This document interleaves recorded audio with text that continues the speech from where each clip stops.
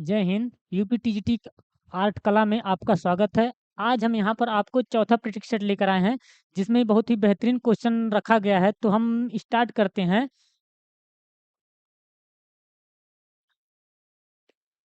इसमें हम पहले क्वेश्चन पे जाते हैं और देखिए, स्टार्ट करते हैं। पहला क्वेश्चन हमारा कह रहा है, पहला क्वेश्चन कह रहा है कि मुगल चित्रकला दो शैलियों के मिश्रण से बनी है। कह रहा है मुगल चित्रकला दो शैलियों के मिश्रण से बनी है। आपका विकल्प है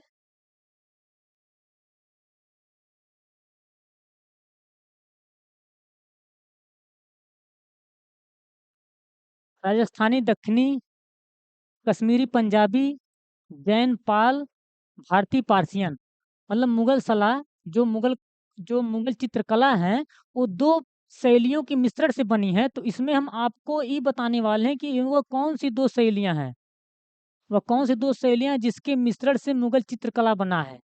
तो आपके पास ए है राजस्थानी दक्षिणी, बी है कश्मीरी पंजाबी, सी है जैन और पाल, और डी है भारतीय पार्सियन। तो आपका सही जवाब होगा भा- भारतीय पार्सियन। तो भारतीय पार्सियन दो शैलियां थीं जो मुगल चित्रकला की मिश्रण से बनी है। ठीक, तो हमारा उत्तर डी हुआ। आगे हम कुछ इसका महत्वपूर्ण बिंदु देखते हैं। ये कहा गया कि मुगल शैली का चित्रकला विश्वविख्यात है। मुगल शैली का चित्रकला क्या है? विश्वविख्यात है। और उसमें यह ध्यान देंगे कि मुगल चित्रकला में नारी चित्रण बहुत कम हुआ है। क्या ध्यान देंगे? मुगल चित्रकला में नारी का चित्रण सबसे वेरी इंपॉर्टेंट है। नारी का चित्रण बहुत ही कम हुआ है। ठीक है, तो आपका मेन ध्यान देंगे कि मुगल चित्रकला जो दो शैली का मिश्रण से बनी हुआ है, भारतीय और पार्सियन से है। ठीक, आगे हम नेक्स्ट क्वेश्चन पे चलते हैं। दूसरा क्वेश्चन हमारा कह रहा है, दूसरा क्वेश्चन कह रहा है कि दास्तान अमीर हमजा, क्या दास्तान अमीर हमजा नामक मुगल पोथी किसके समय बनी है? दास्तान अमीर हमजा नामक मुगल पोथी किसके समय में बनी है? ठीक, तो विकल्प आपका है हुमायूं के समय में, अकबर के समय में, जहांगीर के समय में, शाहजहां के समय में। आपको यहाँ पर चार विकल्प में से ढूंढना है। आपका सही जवाब होगा अकबर के समय में। किसके समय में बना था? दास्तान अमीर हमजा नामक जो आपका मुगल पोथी थी, वह अकबर के समय में बनी है। ठीक, तो इसका सही आंसर हो गया अकबर। तो अब अकबर के समय में बनी है, तो थोड़ा दास्तान अमीर हमजा का जो पोथी बनी थी उसका डिटेल देखते हैं। क्या कर रहा है? दास्तान अमीर हमजा अर्थात हमजनामा चित्रावली, क्या हमजनामा की चित्रावली अकबर कालीन समस्त ग्रंथ में बहुत ही महत्वपूर्ण है। अकबर कालीन के जितने भी ग्रंथ थे, वो जो अमीर हमजा नाम की चित्रावली थी, वह बहुत ही महत्वपूर्ण थी। एक टॉपिक बिंदु आप यहाँ पर महत्वपूर्ण ध्यान देंगे। कह रहा है इन चित्रों का निर्माण कितना दिया है? इन चित्रों का निर्माण जो दिया है 67.5 x 50 सेंटीमीटर कपड़े पर आरोपित कागज पर बनाया गया है। ठीक, मेन बिंदु यहाँ पर आप ध्यान देंगे कि जो आपका यह है 67.5 x 50 सेमी कपड़े पर आरोपित कागज पर बनाया गया है। ठीक, और सभी चित्र हस्ताक्षरित हैं। तो पूछ लेता है जो अमीर हमजा का जो अर्थात हमजनामा की चित्रावली थी, वह कितने सेमी के कपड़े पर बनाया गया था? तो वह 67.50 67.5 x 50 सेंटीमीटर पे। ये सबसे इम्पोर्टेंट ध्यान देंगे। तो हमारा जो मुगल पोथी थी अमीर दस्तान हमजा, वो अकबर द्वारा बनाया गया था। तो इसका मेन उत्तर यहाँ पर आपका डी बी होगा। ठीक, क्लियर हो गया। तो आपको अब हम चलते हैं नए टॉपिक पर। नया क्वेश्चन, हमारा तीसरा क्वेश्चन कह रहा है, तीसरा क्वेश्चन कह रहा है कि बसावन, तीसरा क्वेश्चन कह रहा है हमारा कि बसावन किस मुगल बादशाह के दरबारी चित्रकार था? कह रहा है कि बसावन किस मुगल बादशाह का दरबारी चित्रकार था? बसावन, ठीक है, किस मुगल बादशाह का दरबारी चित्रकार था? पहला, इसमें याद रहेंगे बसावन एक दरबारी चित्रकार था। ठीक, एक हो गया, मतलब एक चित्रकार था। क्वेश्चन में मतलब आपके जो प्रश्न में ही एक क्वेश्चन छुपा है कि बसावन कौन था? एक दरबारी चित्रकार था। यहाँ से आप देखेंगे। ठीक है, और आगे वो भी पूछ रहा है किस मुगल बादशाह का, किस मुगल बादशाह का। तो आपके पास विकल्प है हुमायूं, अकबर, जहांगीर, शाहजहां। ठीक है, हुमायूं, अकबर, जहांगीर और शाहजहां। आपका सही उत्तर होगा कौन सा, अकबर। ठीक है, बसावन जो था अकबर के दरबार का एक चित्रकार था, जो ही अब उसके बारे में अगर हम देखा जाए, अकबर के दरबारी चित्रकारों में से बसावन प्रतिभाशाली कलाकारों में गिना जाता है।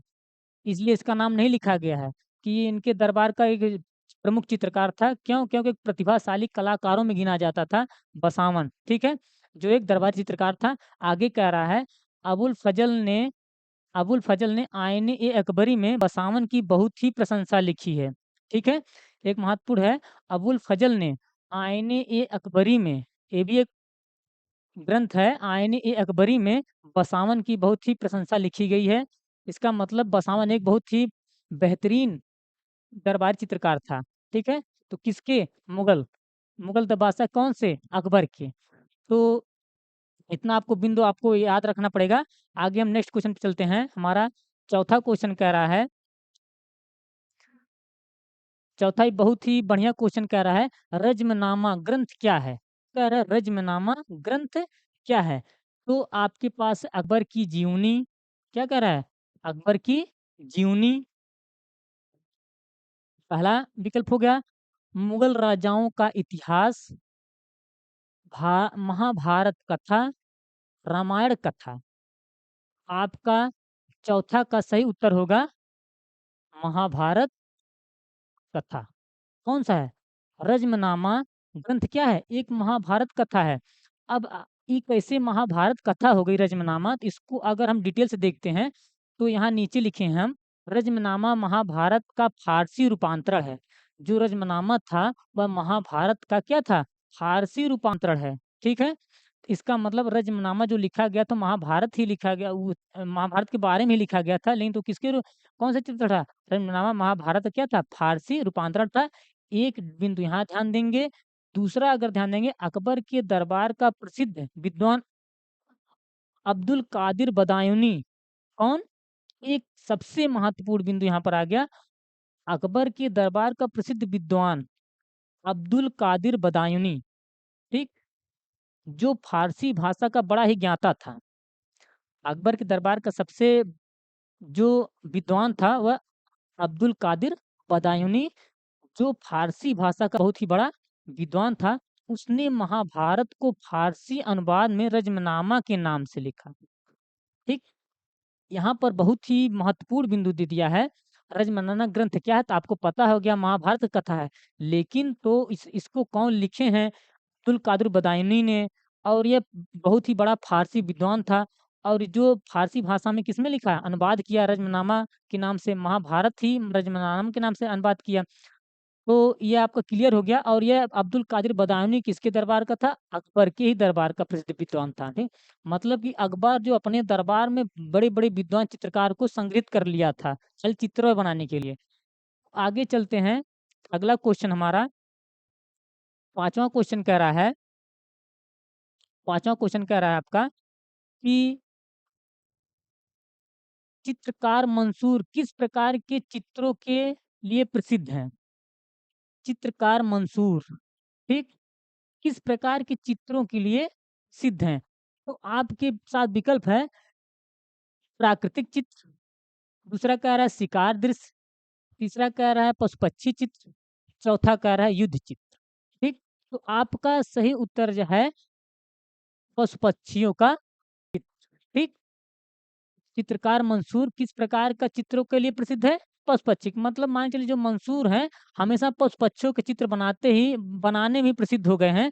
तो अगर इनके बारे में थोड़ा देखा जाए तो इनका उस्ताद मंसूर ने जहांगीर के लिए पशु पक्षियों के अनेक चित्र बनाए। किसके लिए, अब यहाँ पर बात आ गई, जो उस्ताद मंसूर हैं वो जहांगीर के लिए बनाए थे, पशु पक्षियों के अनेक चित्र बनाए। अब आगे इसमें ध्यान देते हैं, इसके द्वारा बनाए गए टर्की कॉक और बाज बहुत ही महत्वपूर्ण चित्र हैं पशु पक्षी के। टर्की काक और बाज जो उस्ताद मंसूर के द्वारा बनाया गया था, वह चित्र जगत प्रसिद्ध है। ठीक, बांज की जो चित्र बनाया था वो कौन बनाए थे? उस्ताद मंसूर। और जो टर्की का आँख है वो कौन बनाए थे? उस्ताद मंसूर। तो अब यह जगत में प्रसिद्ध है। और ये जो मंसूर हैं किसके लिए बनाते थे? जहांगीर के लिए। अब अकबर को नहीं मारेंगे, जहांगीर, ठीक? जहांगीर के लिए। और फिर क्या, मंसूर को नादिर उल हुसैन की उपाधि भी प्रदान की गई। देखिए सबसे बड़ा क्वेश्चन यहाँ पर आ गया कि मंसूर को नादिर उल असर की उपाधि दी गई। इतने बेहतरीन कलाकार हैं ये चित्रों के बनाने में, पशु पक्षियों के लिए। उनको नादिर उल असर की उपाधि भी दी गई थी। तो किसको नादिर उल असर की उपाधि दी गई? मंसूर को। ठीक, मंसूर किसके दरबार थे? जहांगीर के। मंसूर जो उस्ताद उस्ताद मंसूर के नाम जाना जाता था। टर्की का कौन बना है? मंसूर। बाज कौन बना है? मंसूर। और चित्रकार के लिए प्रसिद्ध है? पशु पक्षियों के लिए। ठीक, मंसूर किसके लिए प्रसिद्ध है? पशु पक्षियों के लिए। तो इतना क्वेश्चन आपको, एक क्वेश्चन में इतना सॉल्व हो रहा है। मान के चलिए आपको अगर हम 15 क्वेश्चन कराएं तो कम से कम 50 क्वेश्चन तैयार हो जा रहा है। ठीक है, अगला हम क्वेश्चन चलते हैं। छठवां क्वेश्चन कह रहा हमारा है, छठवां क्वेश्चन कह रहा है कि मुगल चित्रकला के पतन के पश्चात, मुगल चित्रकला के पतन के पश्चात, ठीक, मुगल चित्रकला के पतन के पश्चात जो शैली विभिन्न केंद्रों में स्थापित हुई वह कहलाई। मुगल चित्रकला पतन के पश्चात जो शैली विभिन्न केंद्रों में स्थापित हुई वह वह कहलाई। ठीक, तो आपका छठवां क्वेश्चन है, उसका विकल्प है क्षेत्रीय मुगल शैली, कंपनी शैली, कांगड़ा शैली, दक्षिणी शैली। ठीक, आपका सही उत्तर है कंपनी शैली। कौन सी? कंपनी शैली। अब कंपनी शैली है, अगर इसको देखा जाए मुगल चित्रकला तो कह रहा है मुगल शैली और यूरोपीय शैली के मिश्रण से जिस शैली का निर्माण हुआ वह कंपनी शैली कहलाई। किसके? मुगल शैली और यूरोपीय शैली के मिश्रण से जिस शैली का निर्माण हुआ वह कौन सी कहलाई? कंपनी शैली कहलाई। ठीक, एक महत्वपूर्ण बिंदु है, ध्यान देंगे। दूसरा ध्यान देंगे, कंपनी शैली के प्रमुख केंद्र कहाँ कहाँ? पटना, लाहौर, दिल्ली, लखनऊ। कहाँ कहाँ है? पटना, लाहौर, दिल्ली, लखनऊ। ठीक, कंपनी शैली के केंद्र हैं। और भी है, बनारस भी है, पुणे, तंजौर, नेपाल, मुर्शिदाबाद इत्यादि। मतलब ये सब क्या है? प्रमुख केंद्र, कंपनी शैली के प्रमुख केंद्र सब। कंपनी शैली के प्रमुख चित्रकार सेवक राम थे। सबसे बेहतरीन क्वेश्चन, सबसे इंपॉर्टेंट है, कंपनी शैली के प्रमुख चित्रकार कौन है? सेवक राम। एक यहाँ याद रखेंगे। दूसरा इसका केंद्र रखेंगे पटना, लाहौर, दिल्ली, लखनऊ, पुणे, तंजौर, नेपाल, मुर्शिदाबाद। अगला रखेंगे यूरोपीय शैली और मिश्रण शैली। किसके किसके?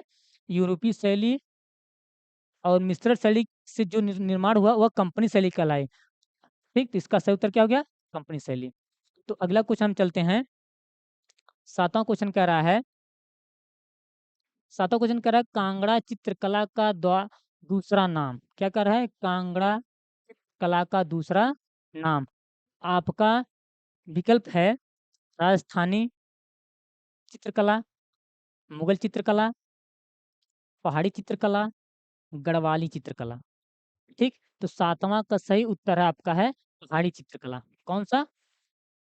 पहाड़ी चित्रकला। ठीक, अब पहाड़ी चित्रकला की बात करें तो जिसमें जो आपका कांगड़ा चित्रकला उसके बारे में बताएं तो कांगड़ा चित्रकला का दूसरा नाम पहाड़ी चित्रकला, आपको पता ही हो गया। ठीक, दूसरा करा है कांगड़ा शैली के 3 केंद्र हैं। कांगड़ा शैली के 3 केंद्र हैं, जिसमें से पहला गुलेर, ठीक, नूरपुर तथा सुजानपुर। तीनों याद रखेंगे, गुलेर, नूरपुर और सुजानपुर। ठीक, तो यहाँ पर तीनों इंपॉर्टेंट है, यहाँ से यहाँ तक देखिए, गुलेर, नूरपुर और सुजान, गुलेर, नूरपुर और सुजान। ठीक, फिर कह रहा है कांगड़ा शैली में राजस्थानी एवं मुगल दोनों शैलियों का सुंदर मिश्रण है। कांगड़ा शैली में कौन कौन से शैलियों का मिश्रण है? राजस्थानी और मुगल दोनों का।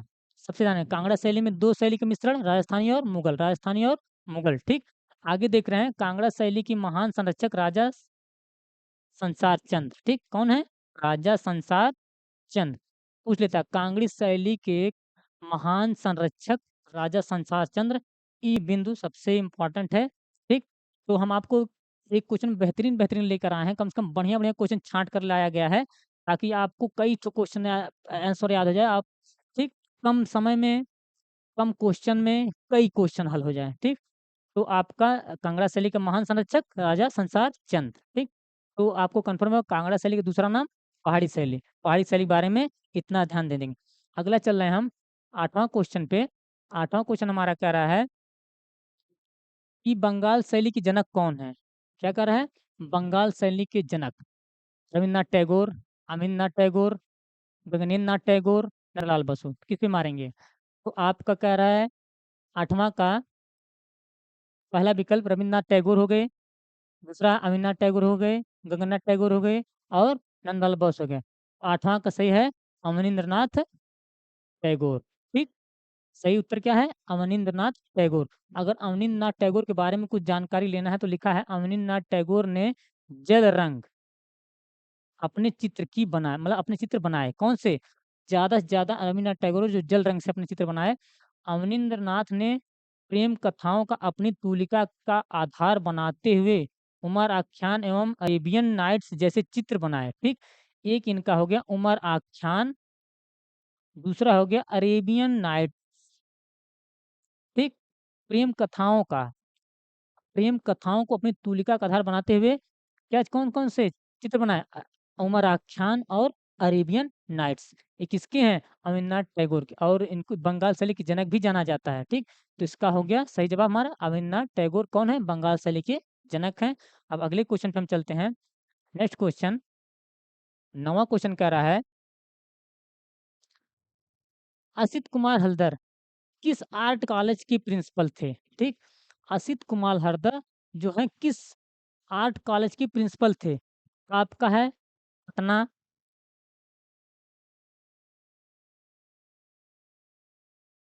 आपका विकल्प है पटना, कोलकाता, लखनऊ, दिल्ली। ठीक, तो सही उत्तर होगा लखनऊ।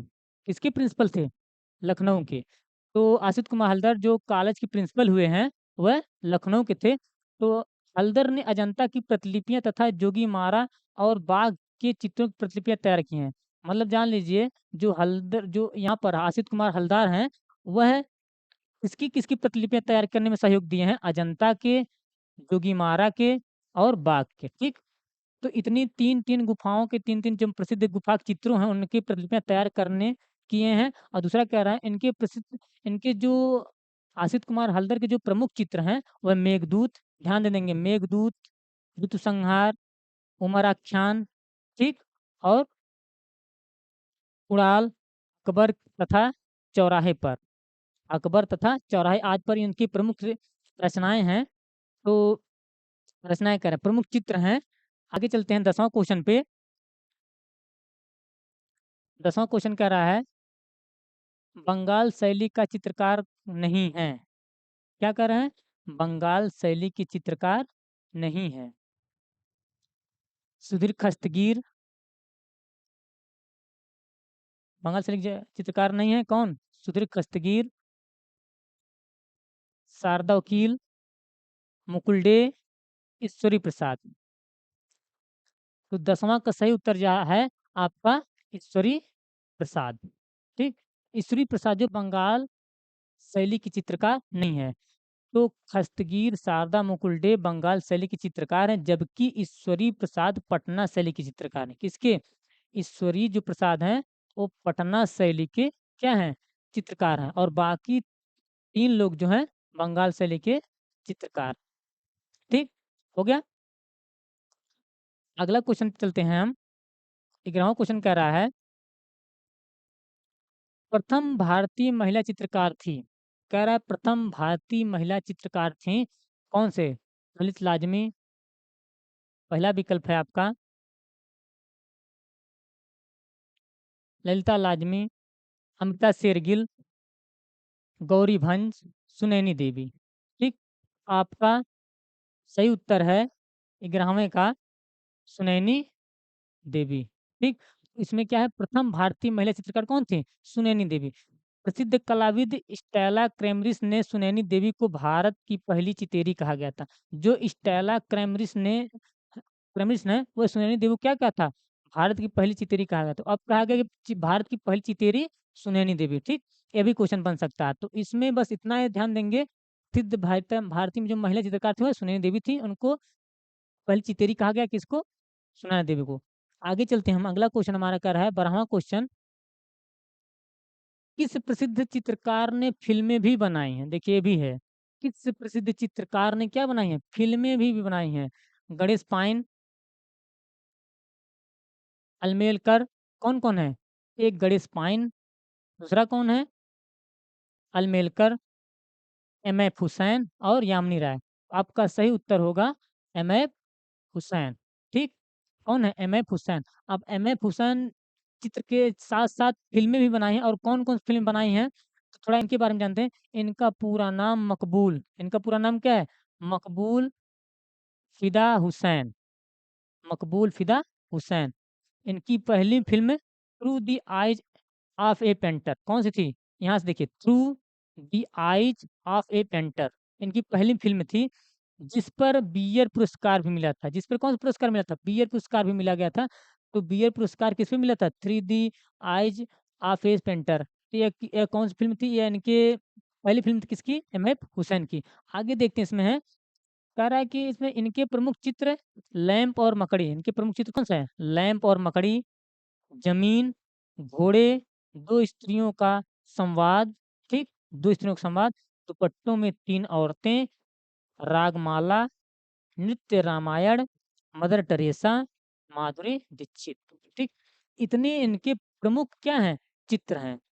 तो याद कर लेंगे इतना अपना, जितना-जितना लिखा गया है, ठीक? तो आपको काफ़ी अच्छा रहेगा। आगे देखते हैं 13वां क्वेश्चन कह रहा है 13वां क्वेश्चन कह रहा है इसमें से कौन असंबद्ध है? 13वां क्वेश्चन है इसमें से कौन असंबद्ध है? तो विकल्प है के.सी.एस. पानिकर, के.सी.एस. पनिकर, दूसरा कह रहा है मुकुल डे, तीसरा कह रहा है एन.एस. बिंद्रे, चौथा कह रहा है अमृता शेरगिल। तो इनमें से कौन असंबद्ध है? 13वां क्वेश्चन का सही उत्तर होगा आपका मुकुल डे, ठीक? असंबद्ध कैसे असंबद्ध हो गए मुकुल डे? देखिए, पनिकर, बिंद्रे, अमृता शेरगिल आधुनिक शैली के कलाकार हैं। मतलब पनिकर, बिंद्रे और शेरगिल आधुनिक शैली के कलाकार हैं, जबकि मुकुल डे बंगाल शैली के कलाकार हैं। मुकुल डे कौन से हैं? बंगाल शैली के चित्रकार हैं, ठीक? इतना ध्यान देंगे, मुकुल डे बंगाल शैली के चित्रकार हैं, बाकी सब आधुनिक कला शैली के चित्रकार हैं। अगला क्वेश्चन कह रहा है हमारा 14वां क्वेश्चन कह रहा है, भारतीय चित्रकला में रंग के साथ महत्व है। क्या कह रहा है? भारतीय चित्रकला में रंग के साथ महत्व है। तो आपके पास विकल्प है प्रकाश और छाया का, किसका? प्रकाश और छाया का। दूसरा कह रहा है परिप्रेक्ष्य का, परिप्रेक्ष्य क्या? तीसरा क्या है? रेखा का और मॉडलिंग का। भारतीय चित्रकला में रंगों के साथ महत्व है, आपका सही उत्तर है रेखा। कौन सा है? रेखा का। चित्रकला में सबसे साथ महत्व क्या रहता है? रेखा का। तो रेखा आज चित्रों का मुख्य आधार है। रेखा सभी चित्रों का मुख्य आधार है। रेखा के 2 भेद हैं, सरल रेखा और वक्र रेखा। रेखा के भेद होते हैं? 2 भेद, सरल रेखा और वक्र वक्र रेखा। और जो आपका यहाँ पर सही उत्तर होगा रेखा का महत्व ज़्यादा होता है, ठीक? कला में। आगे हम क्वेश्चन चलते हैं। 15वां क्वेश्चन हमारा कह रहा है कि कला क्या है? ठीक? कला क्या है? आपके पास विकल्प है प्रकृति का चित्रण, कला क्या है? प्रकृति का चित्रण, भाव का चित्रण, प्राणियों का चित्रण, कलाकार की अनुभूति का परिपूर्ण चित्रण। आपका सही उत्तर होगा कलाकार की अनुभूति का परिपूर्ण चित्रण। तो अब आपको कला के बारे में कुछ यहाँ पर ध्यान देंगे। कला शब्द का सर्वप्रथम प्रयोग ऋग्वेद में हुआ था। एक क्वेश्चन यहाँ पर मिला कला क्या है? कलाकार की अनुभूति का परिपूर्ण चित्रण। दूसरा क्वेश्चन आपका उसी में बन गया, कला शब्द का सर्वप्रथम प्रयोग ऋग्वेद में हुआ है। कला शब्द का यथार्थवादी प्रयोग भारत मुनि ने नाट्य शास्त्र में किया है। ठीक? कौन क्या है? कला शब्द का यथार्थवादी प्रयोग भरत मुनि ने नाट्य शास्त्र में प्रथम शताब्दी में किया। दूसरा महत्वपूर्ण बिंदु यहाँ पर मिल गया। तीसरा कह रहा है कला संस्कृत भाषा का शब्द है। कला किसका शब्द है? संस्कृत भाषा का शब्द है। चौथा कह रहा है कल धातु से कला की उत्पत्ति मानी जाती है। किससे? कल धातु से कला की उत्पत्ति मानी जाती है। आपका यहाँ पर 15 क्वेश्चन बहुत ही अच्छे-अच्छे क्वेश्चन कंप्लीट हुए हैं। तो हम अगले नेक्स्ट क्लास में मिलते हैं अगले प्रश्न के साथ। जय हिंद।